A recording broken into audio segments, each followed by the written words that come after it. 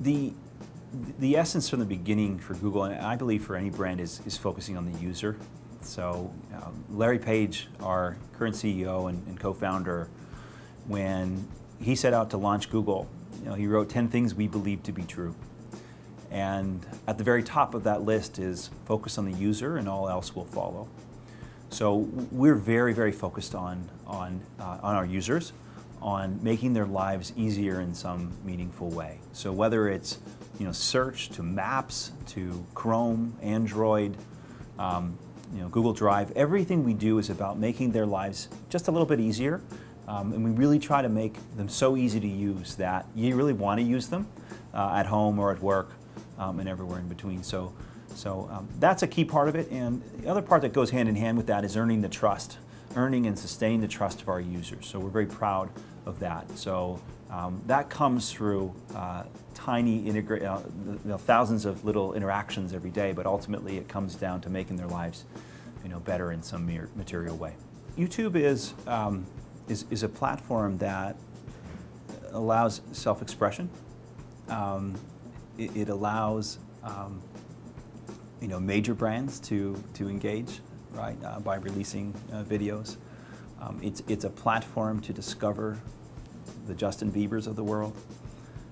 So it really is something that's highly relevant to the lives of users. And in a country where you have very high broadband penetration, YouTube has from the beginning done incredibly well. YouTube per capita, Canadians watch more YouTube videos than anywhere else in the world. It's a wonderful, wonderful business for us. So from a consumer relevance perspective, it hits on all the right notes.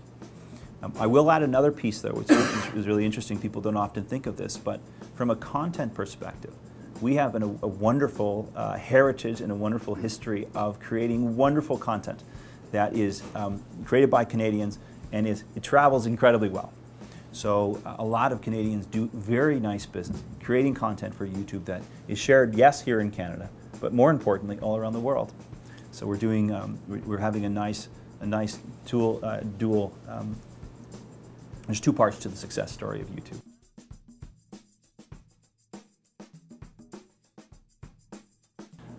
For Google in Canada, I'd say there's a couple of things. So it's hard, to really just ignore just how fast change is happening, right? I like to sometimes say that it's the acceleration of everything, right? Whether it's with consumers or with businesses. We're seeing an unprecedented rate of acceleration in our business. I'll answer that in two parts. The first is really momentum with consumers. So we're seeing just a real acceleration of adoption across devices. So certainly smartphones and tablets. So we're seeing a lot of our consumers in Canada enjoy Google experience across those devices, whether it's an Android or iOS. So we're seeing an incredible amount there. If you think of smartphones per se, 54% of Canadians who are mobile users are now using a smartphone, which is very impressive. And of those who have adopted smartphones, about 50% of those have adopted or using Android. Or every day when a smartphone is lit up, it's on an Android. So we're quite proud to see the momentum towards Android. It's tripled in share since March of 2011. That's really the main story on the consumer side. On the business side, it's really interesting. We're starting to see businesses pivot from asking the question, why digital, to asking the question, how, right? They really acknowledge that this is a transformative phenomena for their business and for their relationship with their consumers. So we're spending a lot of time educating our business partners in terms of how to address this, how to channel this trend and make it more efficient to communicate with their customers, easier to attract new business, easier to run their business. So both from a consumer standpoint, we're seeing this massive acceleration across these devices, and then we're seeing this interesting pivot in the business, the psyche of businesses, that this is not some trend, this is not some fad, this is something that really can be transformative, and we really want to engage in how, and that's really what our teams are about.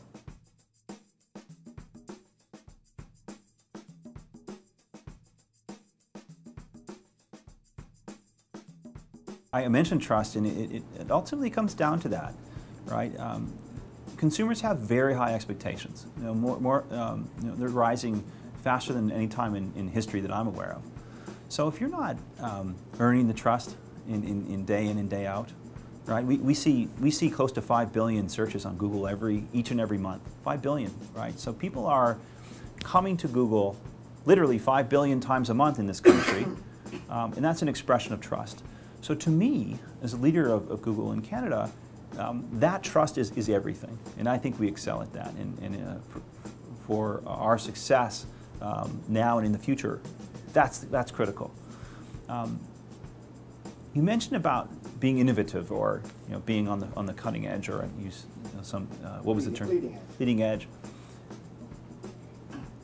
That's critical because consumers have high expectations. So we're committed to seeing around the corner. We're committed to trying to stay ahead of the next wave, in this case of computing, which is the pivot from desktops to mobile, and to really stay ahead of the curve. Right? So that's a key part of our brand as well.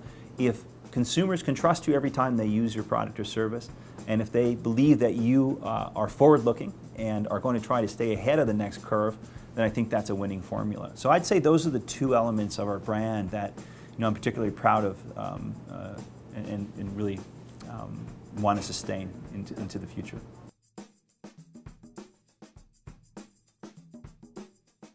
I'm inspired by what Apple does.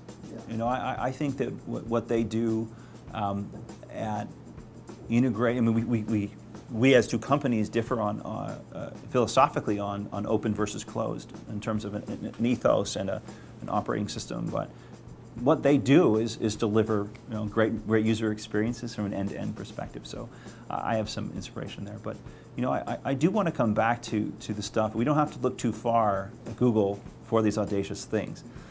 Driverless cars, right? Wearable computing. The work we're doing in Kansas City that's making the internet 100 times faster, 100 times upload speeds, 100 times download speeds. We do these things without even knowing fully what services, what magical experiences will come from them. So those are the sorts of things that get me really fired up. Those are the things that really inspire me. And I'm not trying to be evasive on this question, but I actually do think that there's a lesson here. Those who focus on consumers and try to anticipate where their needs are going do much, much better than those that focus on the competition. Right? If you think of what the competition is a compromise of products and services that try to meet the needs of today's consumers.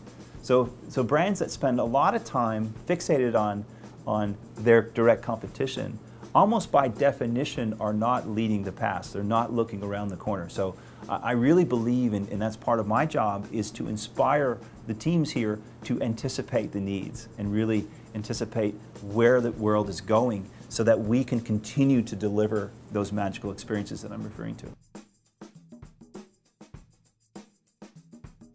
It really comes back to what I was just describing, is what's next, right? What is next? We're seeing across every different consumer platform, right? We talked about mobile with Android, and we talked about Chrome as a computing platform. We talked about obviously the advertising world.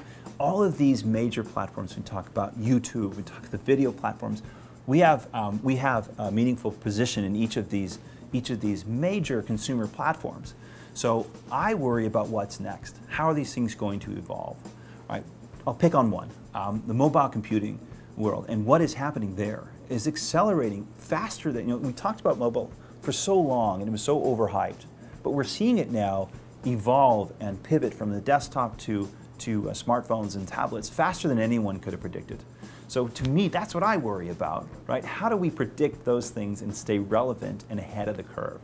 And then translate that into products and services that continue to help businesses, help consumers make their lives better, make that web work for them.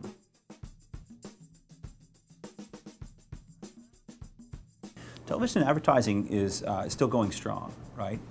It delivers great reach and some would argue some engagement. But here's where I think we're starting to see a little bit of wobbles for the television advertising world insofar as you have younger generations that are growing up not watching TV like you and I did when we were growing up, right? So they're streaming things on YouTube.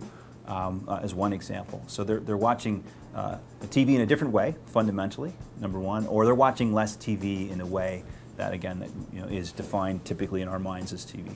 So there's one in terms of just a tendency to stream things on the web.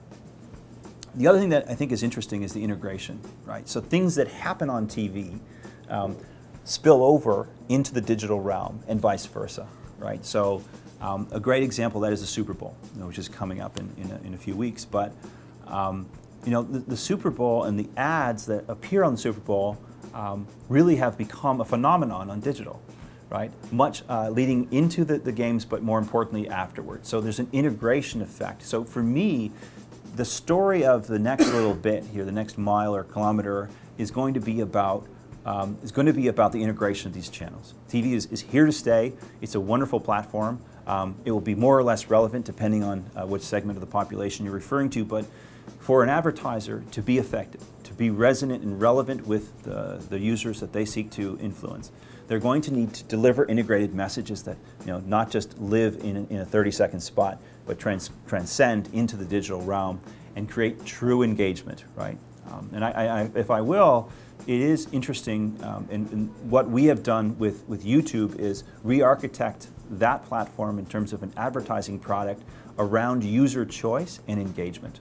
So our TrueView product is exactly that, right? It's pay-per-use. It's basically the user chooses to watch the ads. If they want to skip it, the advertiser doesn't pay for it. So I think there's a message in there that really is bringing the messages from search advertising into other realms. In this case, relevancy. You want to reach an audience with a relevant message, and you actually can architect a system or a platform all around that very point. Digital can be a test bed, in many ways a much more effective test bed and a cost-effective test bed to test your messages and how you reach your audience. So the Parisian Love Story started off as a fun little 15, 30-second spot that we ran just for fun to promote some of our products, and people fell in love with it. So we felt the need to do things. But you can expect the unexpected from our marketing team, right? That's what I love about them. They're not always going to do what you would expect.